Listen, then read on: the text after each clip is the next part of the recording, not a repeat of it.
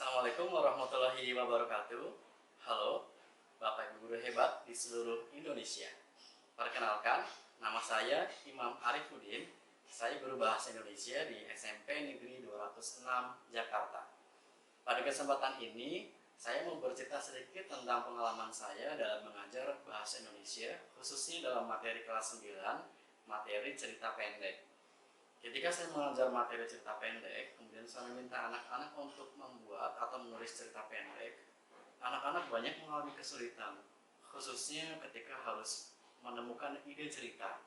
Bagaimana ya Pak memulai untuk menulis? Pak, saya tidak punya ide cerita, dan lain-lain. Nah, fokus utama saya adalah bagaimana memunculkan siswa, memunculkan ide siswa, kemudian merangsang ide siswa tersebut untuk muncul dan menuliskan menjadi sebuah cerita pendek. Nah, dari kesulitan siswa tersebut, saya terus berpikir dan terus mencari kira-kira media pembelajaran yang tepat apa untuk mereka. Maka saya akhirnya menemukan media pembelajaran tabel cerita seperti ini, kemudian saya kombinasikan dengan dadu. Nah, dadu kita bisa buat secara mandiri dengan menggunakan karton bekas, kemudian kita tempelkan mata dadu 1, 2, 3, sampai dengan 6. Ini cukup mudah, atau kalau Bapak Ibu guru tidak mau ribet atau tidak mau susah untuk membuat, Bapak Ibu guru bisa membeli di toko-toko online, juga banyak disediakan, meskipun biasanya dalam ukuran yang kecil. Nah, kemudian yang kedua, tabel cerita. Tabel cerita ini berisi 3 unsur utama cerita pendek, yaitu tokoh, konflik, dan yang ketiga adalah latar.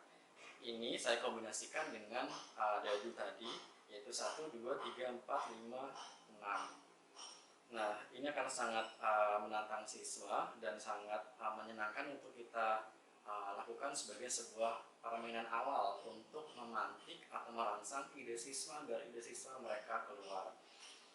Sebagai langkah awal, tokoh, konflik, dan latar ini kita bisa menentukan. Tapi nanti ketika sudah pada tahapan berikutnya, tokoh, konflik, dan latar ini bisa kita minta ke siswa untuk menuliskan atau membuatnya untuk mengisi tokoh, konflik, dan latar. Bagaimana cara permainannya? Cara permainannya cukup mudah, Bapak Ibu guru. Bapak Ibu guru tinggal meminta anak di dalam kelas nanti untuk membuat kelompok antara 3 sampai dengan 4 siswa. Lalu kelompok-kelompok tersebut tentunya nanti akan mendapatkan masing-masing 1 dadu dan 1 tabel cerita seperti ini.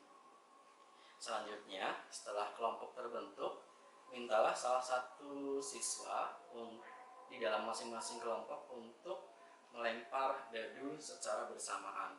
Aba-aba atau instruksi tentu saja dari Bapak Ibu guru. Kemudian setelah semua kelompok melemparkan dadu seperti ini, setiap kelompok akan mendapatkan 1 mata dadu, misal angka 2. Nah, kemudian mintalah kelompok tersebut untuk melihat ke tabel.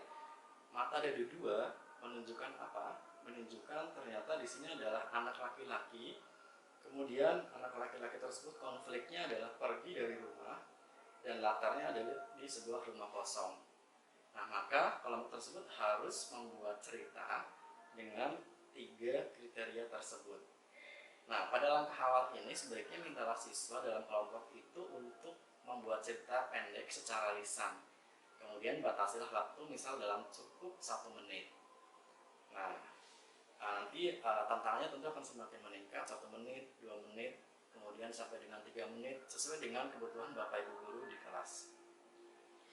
Nah, kemudian misal nanti ada kelompok lain mendapatkan mata dadu angka 1, maka kelompok tersebut harus membuat cerita dengan kriteria pertama adalah, lihat mata dadu 1 di sini, kriterianya adalah seorang kakek, kemudian konfliknya adalah mementingkan akhirat daripada dunianya, dan latarnya adalah surau.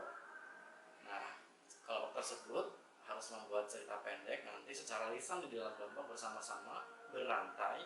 Jadi misal anggota pertama akan memulai dengan kalimat pertama, anggota kedua memulai dengan kalimat kedua, menyambung dari anggota pertama sebelumnya, dan seterusnya. sampai dengan cerita tersebut selesai dengan batasan waktu yang ditetapkan. Nah, lakukanlah kegiatan tersebut secara berulang sampai dengan setiap anggota kelompok selesai. Jadi setiap anggota kelompok mendapatkan kesempatan untuk melempar dadu.